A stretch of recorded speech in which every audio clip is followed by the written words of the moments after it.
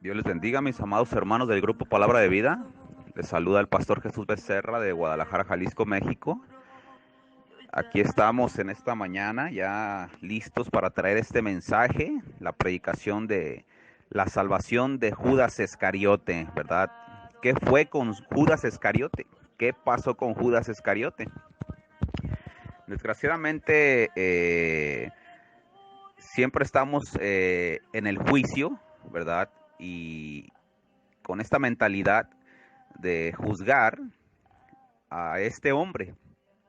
Yo en verdad no, esta predicación no es para justificarlo, ni mucho menos para querer debatir las ideas de otras personas. Esta predicación es porque se me dio a mí, ¿verdad? Y créame que no se me dio por mi razón ni por mis ideas, sino te tienes que preparar para poder estar parado en un púlpito, porque en un púlpito no puede estar parado el diablo, ¿verdad? Tiene que estar un hombre en santidad, un hombre que sin andar, sin acostarse con su esposa un día antes de ir a predicar. El Espíritu Santo es el que tiene que pararse en el púlpito, no un hombre. Amén.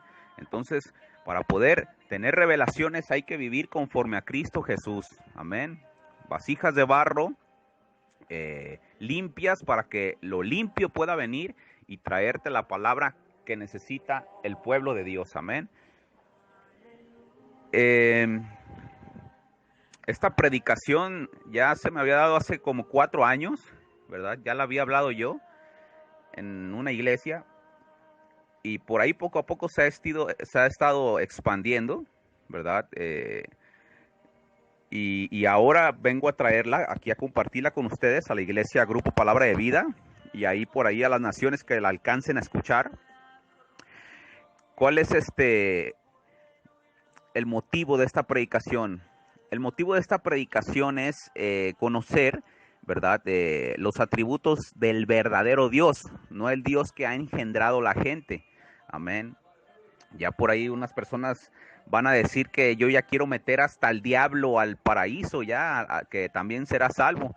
Pues te voy a decir algo, hombre y mujer, ¿verdad? El juicio es de Dios, no es mío, ¿verdad? Porque dice en la escritura que los últimos serán los primeros. Entonces, mi trabajo solamente es predicar al verdadero Dios bajo fundamentos bíblicos. Amén.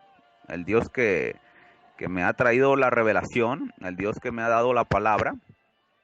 Yo creo en profetas, yo creo en Cristo Jesús. Amén. Así que creo que Dios eh, es el que decide a quién revelársele. Amén. Vamos a empezar haciendo una oración para que el Señor les dé discernimiento y sea su Espíritu Santo hablando. Amén. Padre Santo, te damos las gracias por este día, Señor. Te damos las gracias por esta mañana. Aquí estamos, Señor, rendidos y humillados ante ti, Santo Padre, pidiéndote perdón, Señor, por todas nuestras faltas, Señor. Tú las conoces, tú sabes cuáles son nuestros pecados, Santo Padre. Límpianos con la sangre de Cristo, para que pueda venir el Espíritu Santo, Señor, sobre nosotros y pueda reposar sobre nosotros, Señor, para que sea Él hablando, Señor, y guiando a esta iglesia, guiando esta predicación, guiando a tu pueblo, Señor. Te damos las gracias por ser tan gentil y noble con nosotros, Señor, al manifestarte en nuestras vidas, Señor. Gracias, Santo Padre, por escuchar nuestras oraciones, Señor, porque hemos visto sanidades, hemos visto aperturas de trabajo, hemos visto milagros, Señor, que solamente tú puedes hacer, Santo Padre.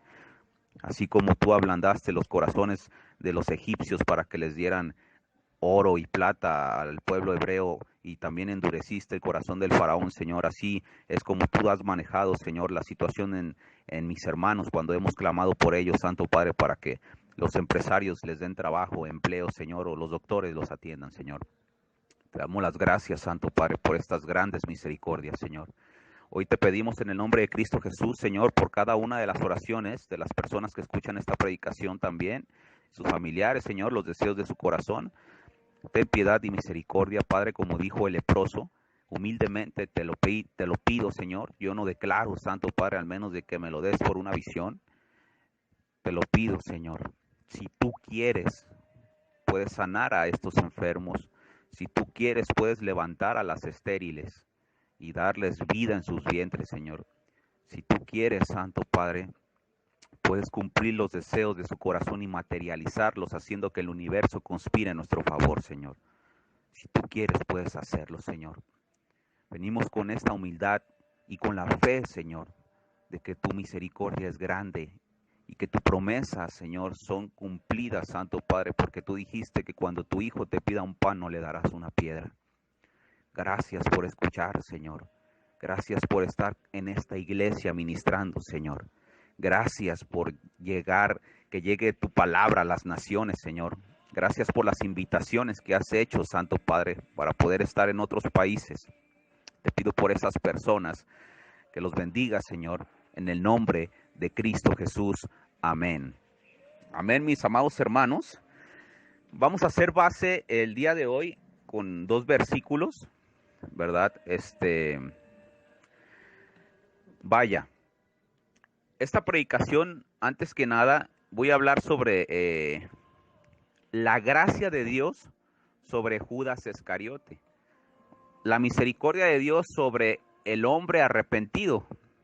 Un hombre pecador que se arrepiente de sus acciones y cree en Jesucristo. Amén.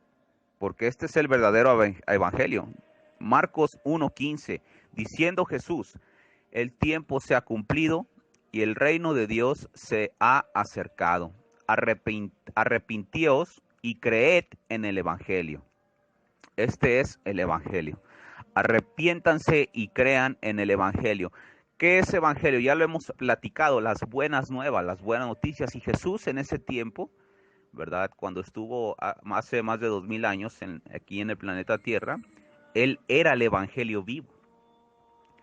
Era la palabra viva caminando, eran las buenas nuevas caminando, porque esto significa evangelio, no significa Biblia, ni Nuevo Testamento, ni Antiguo Testamento. Evangelio significa buenas nuevas. Amén. Y ya saben que provienen de 2 palabras, bien, ángelos, mensaje. Buenas nuevas significa la palabra evangelio. Creer en el evangelio es creer en las buenas nuevas, en las revelaciones nuevas, frescas que caen del maná del cielo, este maná del cielo, amén. El Señor prometió darnos este alimento espiritual, ¿verdad? En nuestra estadía en el desierto, en el cual nos encontramos rumbo a la tierra donde fluye la leche y la miel. Entonces, Él prometió traer nuevas, porque si comemos un maná del día de ayer, acuérdense que serán cortados, porque ya está lleno de gusanos, serán cortados del pueblo. Amén. Entonces, vamos a hacer referencia sobre el hombre arrepentido, el hombre que cree en el evangelio, que cree en Cristo, ¿verdad? Mateo 27, 3, 4 dice así: entonces Judas, el que le había entregado, viendo que era condenado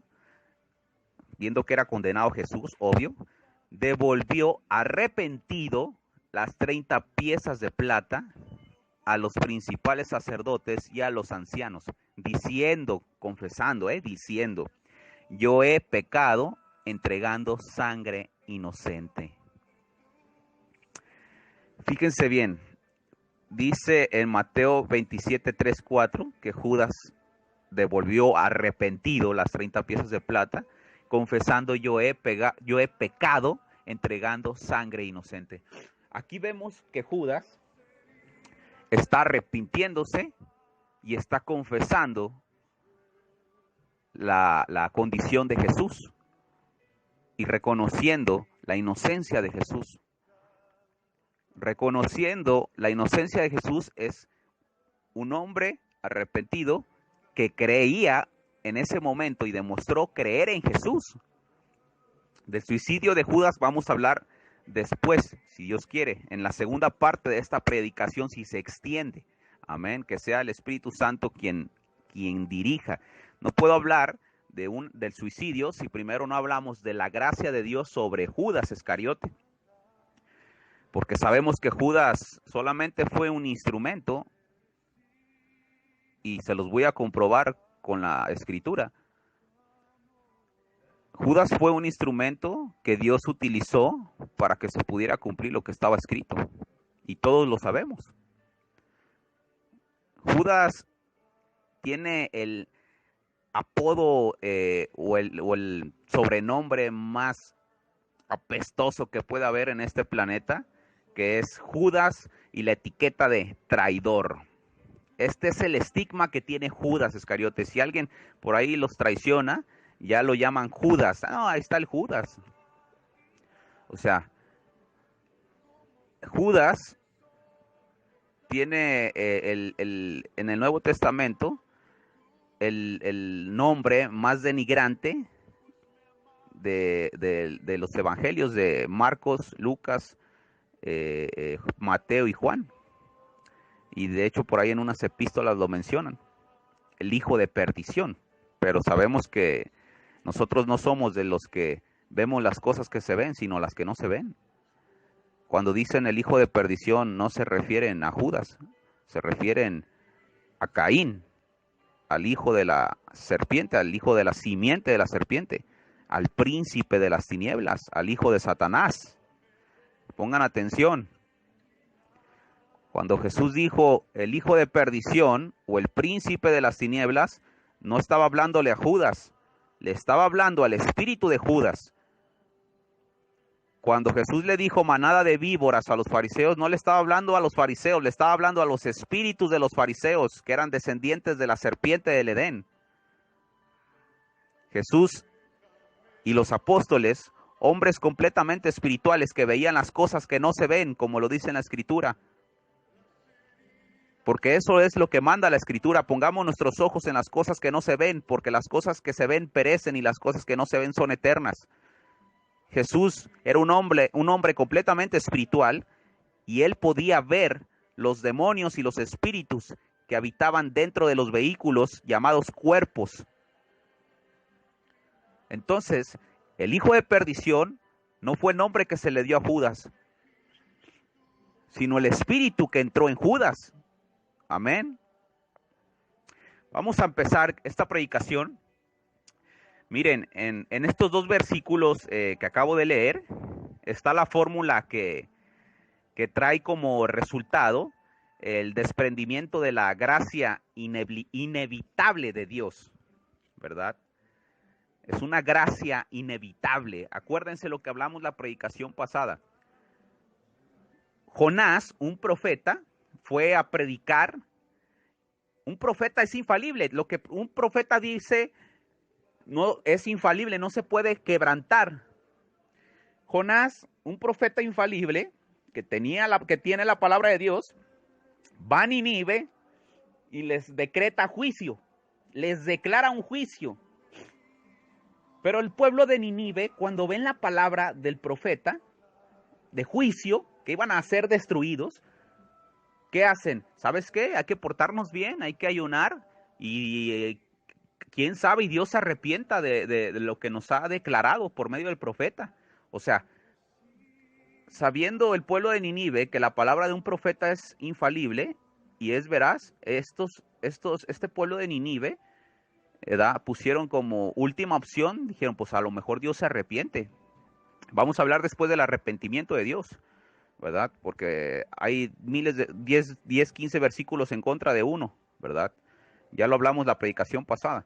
Entonces, el pueblo de Nínive empieza a enmendar sus caminos. ¿Y qué pasa? Dios es frágil, misericordioso y débil ante un corazón arrepentido, un corazón temeroso, un corazón humillado. Entonces Dios ve a este pueblo rendido, humillado y arrepentido, y es inevitable que la gracia de Dios no se desprenda de él. Así como fue inevitable que el poder de Cristo no saliera de él el día que la mujer tocó su manto. Es inevitable, es la naturaleza de Dios. No necesitas pedirle permiso a Dios para que su gracia se desprenda de él. No necesitas pedirle permiso a Dios para que el poder salga de él cuando tu fe es grande, como la mujer del reflujo, la mujer que tenía el flujo sanguíneo. No necesitas pedirle permiso a Dios para que te conceda la gracia o la misericordia cuando tu corazón está arrepentido. Esta mujer llega y toca el manto de Jesús con una fe grande y Jesús dice, oh, ha salido poder de mí. ¿Quién me ha tocado? A ver, la mujer le tuvo que pedir permiso a Jesús para que fuera sanada. Fue su fe la que la sanó. Vemos miles de personas postrándose ante imágenes y piensan que las imágenes les traen los milagros cuando es su fe la que trae el milagro. Yo les digo en las iglesias que el manto de Jesús representa una imagen. La mujer se postró ante la imagen y la fe de la mujer sacó poder de Jesús.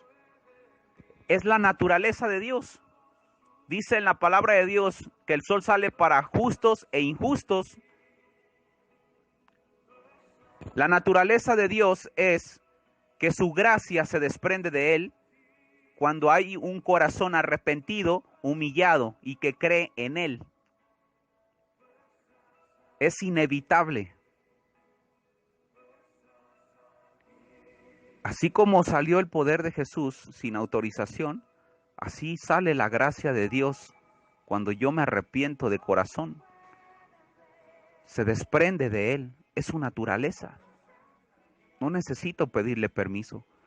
Basta que mi corazón esté arrepentido, humillado ante él y rendido ante él, creyendo en él.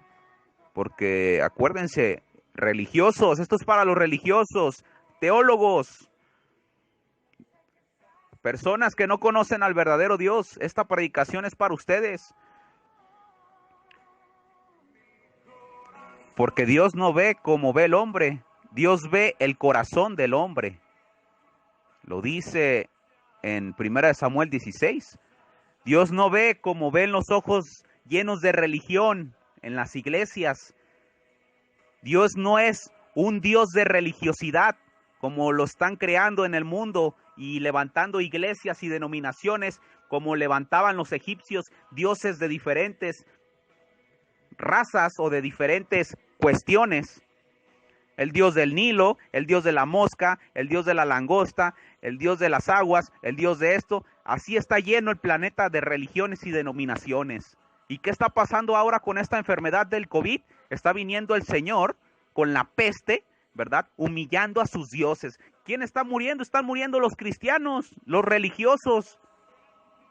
Pero los que tienen la sangre de Cristo no entrará mortandad en su casa ni en ellos. ¿Por qué? Porque es una promesa de Dios. El mismo Dios que humilló a los egipcios, el mismo Dios que mandó las plagas a los egipcios, el mismo Dios que mató a los hijos de los egipcios, es el mismo Dios que acompaña a su verdadero pueblo, no a una religión ni a una denominación. Ese Dios que mandó la mortandad y la peste, ese mismo Dios es el que va caminando con sus verdaderos hijos, cruzando el mar y abriéndoles caminos y protegiéndolos con la sangre de Cristo de la mortandad. Sus velas no serán apagadas. Ese mismo Dios es el que va con la esposa de Cristo. ¿Y quién es la esposa de Cristo? Hombres y mujeres con el carácter de Cristo, no una iglesia, no una religión y no una denominación. Este es el verdadero Dios, el Dios de Israel.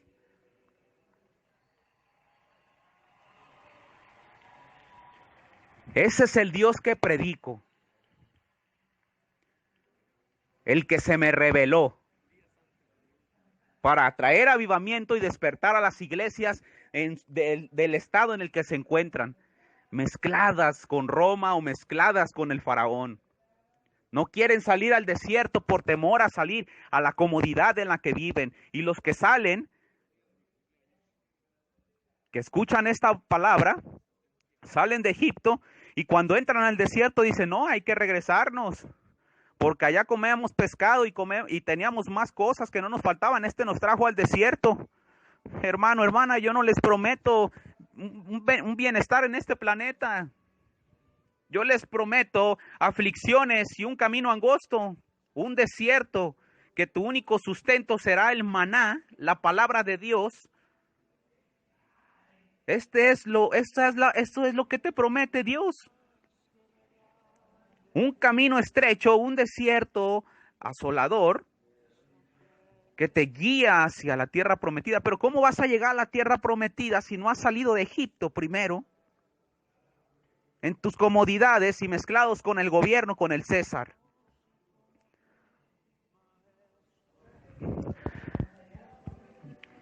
La gracia de Dios es inevitable cuando un corazón está arrepentido y humillado. Solamente la verán los que tienen ojos para ver y oídos para escuchar, amados hermanos. Antes que nada, comenzaremos mostrando como base varios acontecimientos y formas en la que Dios opera o operaba en las Escrituras.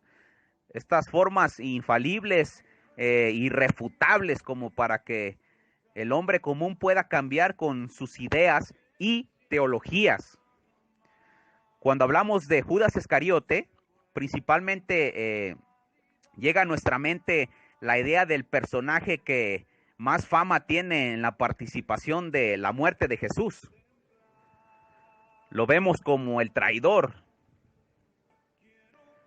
Aún se ha generado un estigma a tal grado en estos tiempos de llamar Judas a las personas que nos traicionan.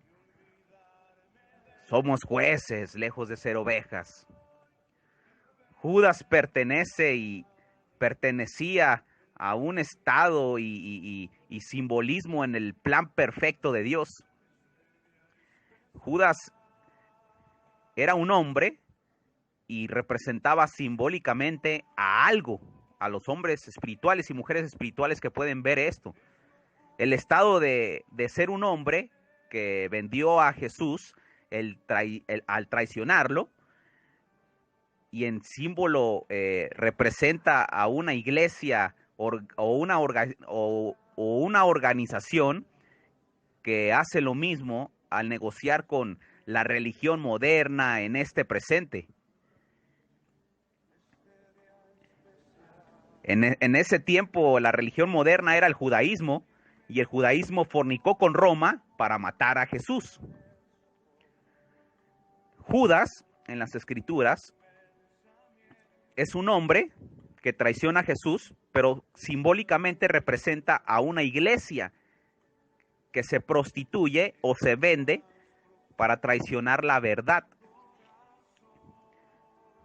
Amén. Ya veamos el punto, el estado de Judas como ser humano, y veamos el estado de Judas en simbolismo.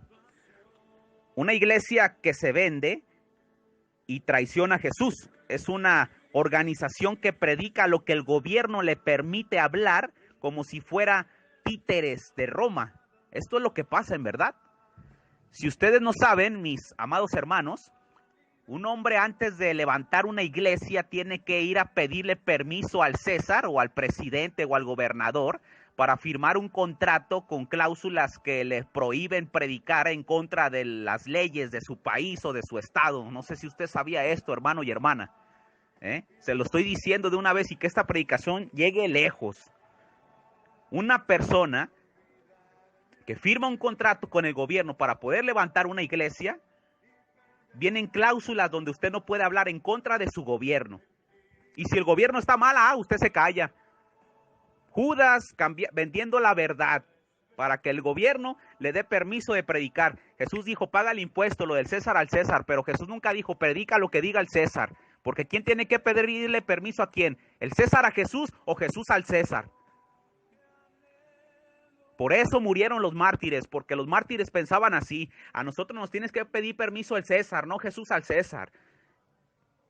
A ti te pagamos tu impuesto, pero tú no nos vas a decir lo que tenemos que predicar, porque nosotros escuchamos al Espíritu Santo, no escuchamos al gobierno, no escuchamos al espíritu del César, no escuchamos simbólicamente al espíritu del hijo de perdición, de Judas. Es por eso que muchas iglesias se han denominado y predican para agradar a su gobierno. Y dice la Escritura que si mi labor fuera agradar al hombre, yo no sería un siervo de Cristo. La acción de Judas representa espiritualmente un sistema eclesiástico corrupto y traicionero al ponerse y postrarse ante los pies del César, de Roma, del gobierno. Esta es la acción de Judas, simbólicamente es lo que representa. Yo no intento convertirlos en rebeldes, amados hermanos y hermanas, ni a las iglesias, al contrario, intento convertirlos en mártires que estén dispuestos a morir por llevar la verdad, como lo hacían las iglesias primitivas, la verdadera esposa de Jesús. Al final, la madre de las rameras, como dice en Apocalipsis 17, 5, 6, está hablando de una madre de las rameras. ¿Quién es la madre? Ustedes ya la conocen, no voy a decir el nombre. Ya saben quién es la madre de las rameras. ¿Y dónde están las hijas? Si dice que es madre, ¿dónde están las hijas? Pues las hijas son las religiones y las denominaciones que hicieron lo mismo que ella y lejos peor, que la juzgan y la apuntan como la madre de la ramera cuando están apuntando y juzgando a su madre, de donde se desprendieron sus doctrinas y se desprendieron sus culturas mezclándose con Roma. Se embriagan con la sangre de los santos y los mártires que en verdad predican la verdad. Esta palabra que yo estoy predicando en este momento, o la palabra que predicó Martín Lutero, o la palabra que predicó Spurgeon, o John Wesley, o Jonathan Whitfield, o Martín, todas estas, o este gran hombre también, Colombo, todas estas hombres que estuvieron dispuestos a morir y todos sus seguidores que murieron como mártires para preservar la palabra, llegaron estas personas cómodas, hijas de la ramera, agarraron la palabra de ellos y sus predicaciones para poder venderse y tener popularidad. Se están embriagando con el vino de los santos y de los mártires, aquellos que murieron por preservar la verdad.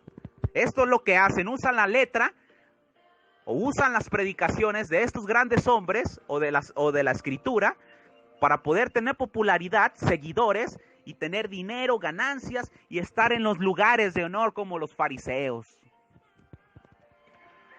Usan todos los esfuerzos de los santos y los mártires para poder tener beneficios en este planeta cuando esta tierra no es de nosotros. Nosotros pertenecemos a otro planeta, a otra tierra, a otro lugar. Usan la obra de Jesús y su sacrificio para obtener popularidad y comodidad en este lugar. Eso es beber y embriagarse con las predicaciones de los santos y la sangre de aquellos que murieron por preservar la palabra de Dios, la verdadera palabra de Dios, que fueron inspirados por el verdadero Espíritu Santo, porque hay un falso Espíritu Santo, es el que está predicando en muchas iglesias. A ver, hay una organización que se llama, voy a decir nombres esta vez, Testigos de Jehová, metodistas, bautistas, pentecostales, católicos, y todos dicen tener el Espíritu Santo. Todos dicen tener el Espíritu Santo, pero ¿cómo van a tener el Espíritu Santo si están divididos? Esto no es tener el Espíritu Santo no hace eso. El Espíritu Santo une en armonía. ¿Qué es lo que pasó? Estas religiones y estas denominaciones, como ejemplo, tienen la Torre de Babel. Por querer llegar a Dios en sus fuerzas, en sus doctrinas, en sus teologías, en sus razones, Dios les mandó un espíritu de confusión como lo hizo con los profetas al rey Acab. Mándale espíritu de confusión, ve y dile al rey que va a ser salvo. Y su destino fue la muerte. Esto es lo que pasa en realidad. Esta es la verdad. Falsos espíritus santos predicando a un Jesús falso como lo dice en Tesalonicense. Llegará el hijo de perdición, y se sentará en el trono de Dios, haciéndose pasar como Dios. Eso es lo que dice la Escritura. Judas, en simbolismo, representa este sistema eclesiástico. Estamos hablando en simbolismo, hermano y hermana, ¿eh? Pero ahora vamos a hablar como Judas Iscariote como hombre. ¿Cuál fue el fin de Judas como hombre? Es la pregunta. Esta es la pregunta incógnita que muchos no pueden responder con la absoluta verdad porque no se les fue revelada, hermano y hermana. Al contrario de esto, lo único que hacen es responder lo que todo el mundo repite, ¿verdad? Incluyendo a la madre de las rameras. Judas está en el infierno, ya lo juzgaron. Esto es lo que dicen. Y nosotros preguntamos cuando nos responden esto, ¿por qué está en el infierno? Y ellos responden con un pensamiento que se encuentra en su limitada lógica humana, porque se suicidó. Del suicidio vamos a hablar adelante. Ahorita estamos hablando de la gracia de Dios automática que se desprende por medio de un corazón arrepentido y humillado. Permítame decirles, estimados oyentes, esto. Aquellos que dijeron que Judas está en el infierno, les voy a responder con una pregunta. ¿Su respuesta fue expresada por revelación divina o fue por la razón imperfecta de tu estado humano? A ver, teólogos, ¿tu respuesta fue expresada o fue manifestada por revelación divina o fue por la razón y el intelecto que obtuviste en una escuela de teología? Porque el Espíritu Santo no está en el intelecto. Esto es lo que hay aquí en este planeta, hombres inteligentes. Esos son los que están predicando en las iglesias, hombres inteligentes. Dios no busca hombres inteligentes, Dios busca hombres de vulgo y sin letras, como lo dicen Hechos. Dios busca hombres llenos del Espíritu Santo, no hombres inteligentes. Hombres inteligentes vacíen su vino y cambien sus odres para que venga un vino nuevo.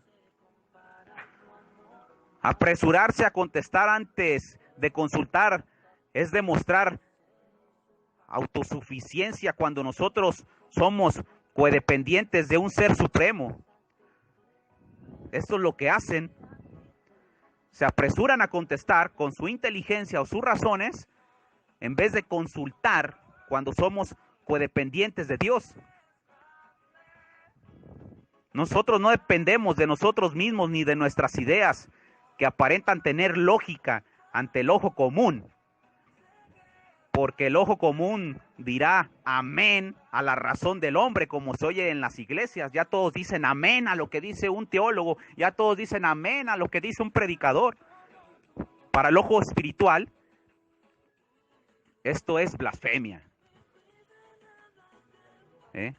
Cuando el ojo espiritual ve todas estas predicaciones, vendrá y le tocará el corazón y le meterá dudas. ¿Sabes qué? Esto que está diciendo este hombre está mal.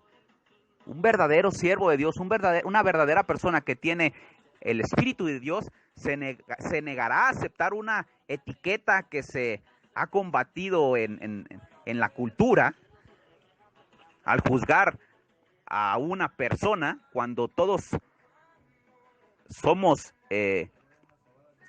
podemos ser participantes de la gracia. Esto es lo que me pasó a mí. Dije, a ver, Judas Iscariote, o sea, a mí no me gusta predicar lo que predican en las iglesias, a mí me gusta predicar lo que Dios me dio. Ni me gusta contradecir a las iglesias, a mí me gusta llevar la palabra que Dios me dio. Mi intención no es debatir ni causar conflictos, solamente predico lo que Dios me dio, ni traigo juicio, solamente predico lo que Dios me dio. El juicio es la verdad es la que te juzga.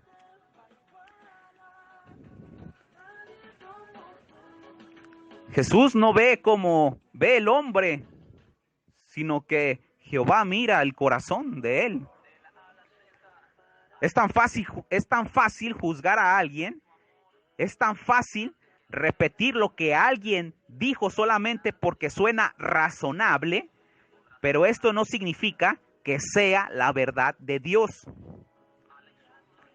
Si el profeta Samuel falló en querer ungir a Eliab en 1 Samuel 16, versículos 6 y 7, si el profeta Samuel, que era profeta, falló en querer ungir a Eliab, cuando tenía que ungir, que Dios lo exhortó, le dijo, yo no veo como tú, yo veo el corazón del hombre.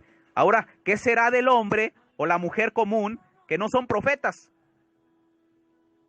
¿O qué será de un teólogo que piensa que su inteligencia o el haber estudiado en un instituto privado, en un instituto bíblico, ¿verdad?, le da el poder de juzgar o de ungir a alguien? Dios no ve como la inteligencia, Dios ve las cosas sublimes.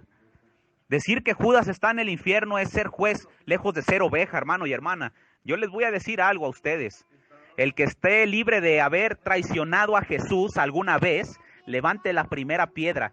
Y el que esté libre de pecado por atentar contra su propia vida al cometer un pecado consciente, ¿verdad? Escuchen bien. El que esté libre de pecado por atentar contra su propia vida al cometer un pecado conscientemente, sabiendo que la paga del pecado es la muerte, ponga juicio sobre un hombre que se arrepintió al regresar las monedas de oro y creyó en el evangelio. Este es lo que le digo al pueblo o a las personas que escuchen esta predicación. Se los voy a decir, el que esté libre de haber traicionado a Jesús alguna vez, levante la primera piedra. Y el que esté libre de pecado por atentar contra su propia vida, al cometer un pecado conscientemente, sabiendo que la paga del pecado es la muerte, ponga juicio sobre un hombre que se arrepintió. Ahora sí, a ver. ¿Quién se atreve a juzgar a Judas ahora sí? Después de escuchar esto. A ver, ¿quién levanta la primera piedra? ¿Quién no ha traicionado a Jesús? ¿Quién no ha cometido un pecado voluntariamente sabiendo la verdad? A ver, cuando dice en la Escritura que la paga del pecado es la muerte, ¿quién no ha atentado en contra de su vida al cometer un pecado voluntariamente sabiendo que es pecado? A ver, ¿quién no ha atentado en contra de su vida? ¿Quién no ha cometido la acción de suicidio espiritual? Dígame, a ver, alguien que se pare ahorita y diga quién no ha cometido un acto de suicidio espiritual al cometer un pecado sabiendo que la paga del pecado es la muerte. No puede ser. Se levantarán teólogos y otras personas y me dirán que dice en las Escrituras que Jesús dijo que Judas era el hijo de perdición, pero yo me levantaré y les diré que el mismo Jesús llamó Satanás a Pedro en Mateo 16:23. Esto es lo que le voy a decir a los teólogos y a los que escuchen esta predicación y a los que quieran debatir esta predicación. Jesús mismo dijo que Judas era el hijo de perdición. Hermano, Jesús también le dijo a Pedro Satanás en Mateo 16:23. Apártate de mí, Satanás, le dijo. Quiero decirle a los amantes de la letra esta palabra. La letra te está matando, como dice en 2 Corintios 3:6. Varón y varona. La letra mata y el espíritu es el que trae vida. La verdad es la que trae vida. La letra te está matando. La verdadera esposa de Cristo no está cimentada sobre la letra, ya lo sabemos, sino por el Espíritu Santo, y esto es la revelación. El hombre no decide ni puede ir al cielo a tomar los tesoros de él. Es Dios quien decide a quién revelárselos. Acuérdense, no es del que quiera, sino de quien Dios tenga misericordia. Teólogos, ustedes no pueden ir al reino de los cielos a sacar los misterios con su intelecto. Dios decide a quién revelarle estos misterios y Jesucristo lo dijo. Gracias, Padre, me gozo porque le has revelado estos misterios a los que son como niños. Acuérdate que la iglesia está cimentada en la revelación, no en la letra, porque Jesús le dijo a Pedro, bienaventurado eres, porque esto no te lo ha revelado carne ni sangre ni un instituto bíblico, te lo ha revelado mi Padre que está en los cielos, no tu inteligencia, porque Pedro era un hombre de vulgo y sin letra, amado hermano y hermana. Dice en Mateo 27, 3 y 4, que Judas se arrepintió y creyó al reconocer la inocencia de Jesús. Yo solamente predico la verdad. Yo no vengo a justificar a Judas, porque yo no soy juez. Yo soy un siervo indigno que trae lo que Dios le da. Dice la Escritura que los últimos serán los primeros. Cuando llegó esta revelación a mi vida, yo volteé a ver al cielo y le dije a Dios, no puede ser.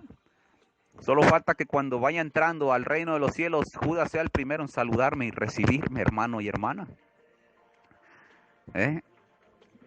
Dios da muchas sorpresas. Y también dice en Marcos 1:15 que Judas cumplió el evangelio al arrepentirse y creer en Jesús. ¿Qué hacemos? Aquí está demostrando que Judas entró a la gracia de Dios por cumplir el evangelio. Ahora, en este momento puedo ver a teólogos y religiosos diciendo estas palabras. En esto tienes razón, ya después de que les expliqué, pero está en el infierno porque se suicidó. Esto es lo que me van a decir muchos, pero no se preocupen. También tengo una predicación sobre esto, y no sobre estudio en un instituto bíblico, porque yo soy un hombre de vulgo y sin letras. Es una predicación que se me reveló, hermano y hermana, para las naciones.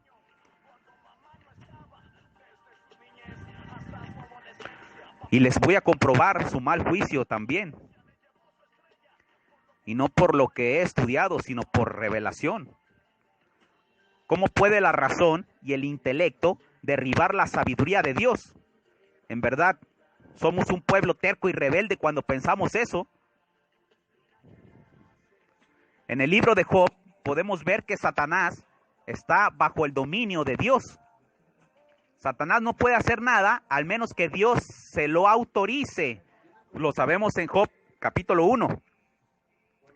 La Biblia no se contradice, hermano y hermana, sino que sus misterios están ocultos para el ojo común que busca y ha conseguido lucrar con la letra. Les daré un ejemplo muy grande en la Biblia sobre este tema. Vayan a 2 de Samuel 24:1. Donde dice esta parte, dice, 2 de Samuel 24:1, volvió a encenderse la ira de Jehová contra Israel e incitó a David contra ellos. Hasta ahí me voy a quedar. Por haber lo incitó a que hiciera un censo. Pero dice en 2 de Samuel 24:1, grábelo, anótelo, se encendió la ira de Jehová contra Israel e incitó a David. La ira de Jehová, dice.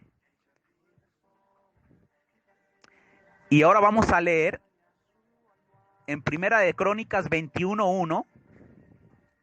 Vemos el mismo evento, pero con diferentes palabras. Y dice así, Primera de Crónicas 21:1, anótelo.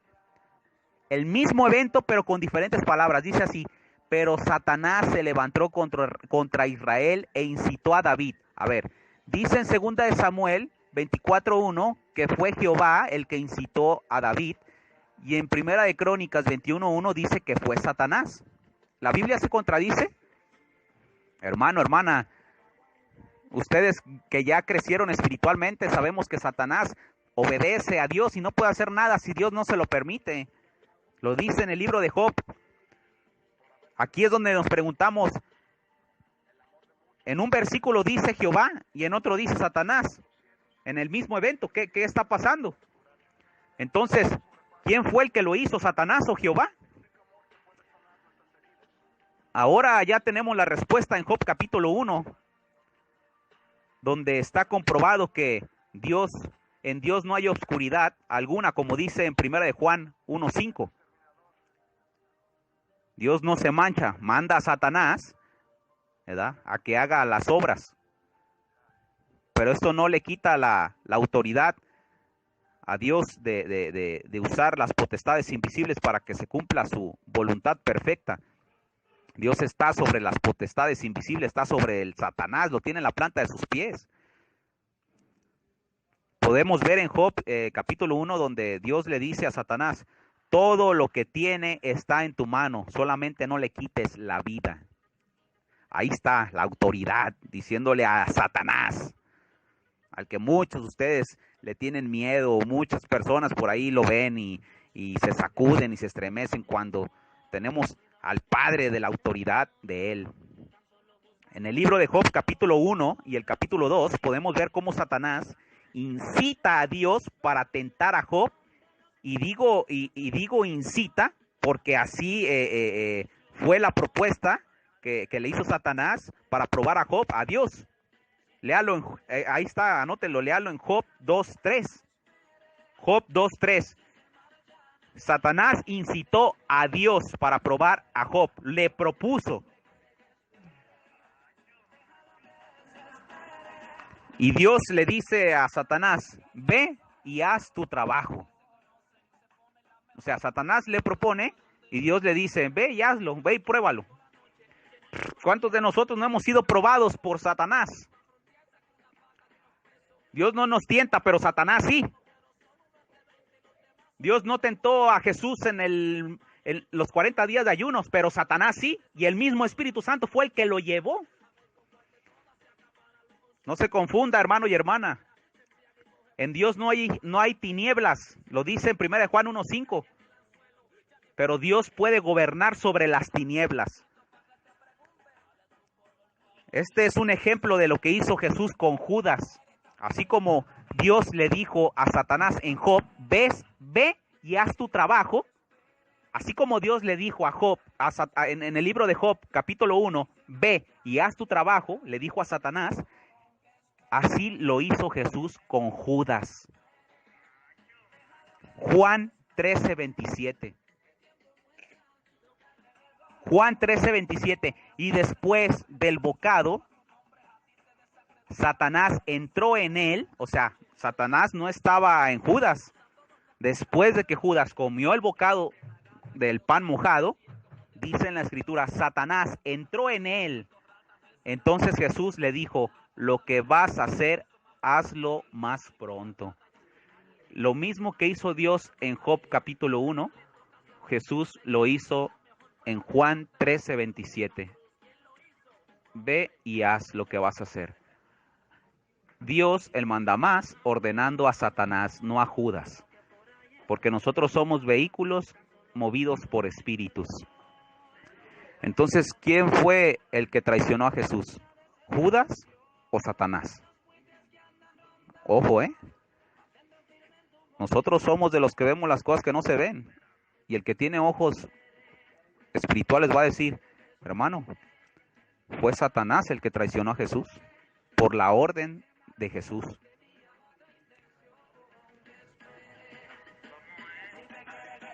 Jesús le dio un bocado de pan mojado a Judas, y cuando Judas comió el bocado, dice la escritura que Satanás entró en él. Ahora les pregunto, ¿Judas estuvo por su propia cuenta, Judas actuó por su propia cuenta, o Satanás obedeció la orden de Dios para que se cumpla lo que ya está escrito? Esta es la pregunta. ¿Judas actuó por su propia cuenta o Satanás obedeció la orden de Dios para que se cumpliera lo que ya estaba escrito? Judas solamente fue el instrumento de deshonra para que se cumpliera la voluntad de Dios. Esto es la verdad. Cuando Dios endureció el corazón del faraón e incitó a David a hacer el censo, que ya son 3 ejemplos los que estamos viendo, ¿verdad? Dios endurece el corazón del faraón, incita a David a hacer el censo y ahora lo hace con Judas. Entonces ahora sabemos que es Satanás el que hace todas estas acciones. Pero si Dios no le diera la oportunidad a estas personas de ser salvos, tanto como al faraón y a David, después de que él mismo, Dios, los mandó les mandó a Satanás a que los incitara a hacer algo negativo, créame que Dios demostraría ser un Dios injusto. Entienda bien esta palabra. Si Dios no le diera la oportunidad de ser salvos, tanto como al faraón, a David y a Judas, después de que él mismo les mandó al demonio a hacer algo negativo, demostraría ser un Dios injusto, hermano y hermana.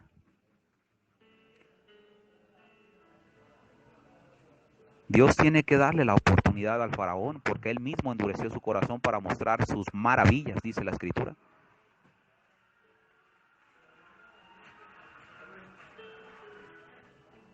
En Romanos 9:18 podemos ver, anótele, Romanos 9:18, podemos ver un atributo de Dios donde manifiesta su absoluta autoridad sin el consentimiento de nadie al quererla cuestionar. Dice así en Romanos 9:18, de manera que de quien quiere tiene misericordia, y al que quiere endurecer, endurece. ¿Quién tiene el dominio sobre la humanidad? Dios. Dios es el dueño de todo evento y acción del ser humano, porque ya tiene un plan trazado.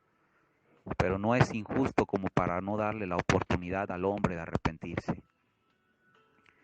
Si Dios mismo endurece el corazón de alguien para que sea un instrumento de deshonra, obvio, como lo vemos aquí en el faraón y en Judas, Dios mismo tiene que darle la oportunidad de ser salvo. Sería injusto usar algo para que se cumpla tu voluntad y después desecharlo sin darle la oportunidad de ser salvo, hermano y hermana. Si el ser humano imperfecto sabe bien reciclar la basura, ahora el Dios de la gloria, ¿acaso no mostrará gratificación ante estos instrumentos de deshonra? Les pregunto. Si el hombre imperfecto sabe bien reciclar la basura, ahora el Dios perfecto no le va a dar la oportunidad a estos instrumentos de deshonra que llamamos como basura a veces. El sacrificio en la cruz fue de todos y para todos, hermano y hermana. Dice en 1 de Pedro 3 que Jesús le predicó a los espíritus encarcelados, poniendo como ejemplo a los desobedientes en los días de Noé. ¿Acaso el faraón no alcanzó la predicación de Jesús? ¿Acaso Saúl no alcanzó la predicación de Jesús en el Hades? ¿Acaso Judas no merecía recibir las buenas nuevas en el infierno, en el inframundo o en el Hades? Cuando Jesús estuvo esos 3 días.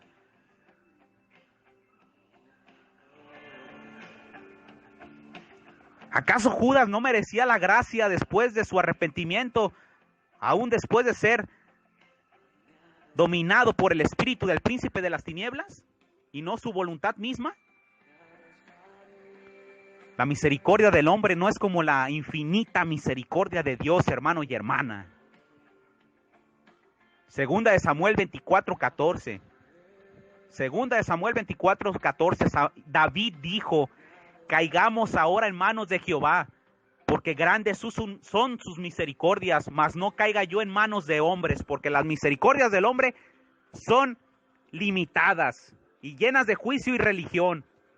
Hermano, hermana, créame que yo prefiero caer en las manos de Dios, de un Dios que justo y que va a ser un Dios airado, porque va a ser justo, que caer en las manos de un religioso que a todos quieren mandar al infierno.